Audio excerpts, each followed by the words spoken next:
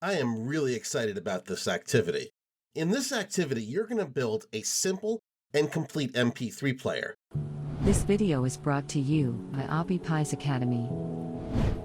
But we're not going to use the controls I showed you before. We're actually going to program our own controls. You'll notice as you go through the lab, there's a lot of lines of code in here, especially in this section on the second page. That's actually the JavaScript that'll make the MP3 player work. I got to tell you, it could be a lot of effort to get this working, but I think it'll be really rewarding.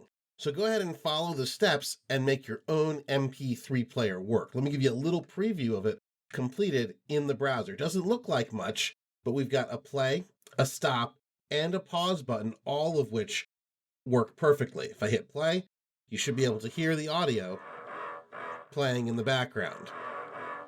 Pause and stop work just fine as well. All right, so I'm going to stop talking so you can get coding. Good luck, and don't forget, debug until it works. You'll feel really good when you've coded your own simple MP3 player.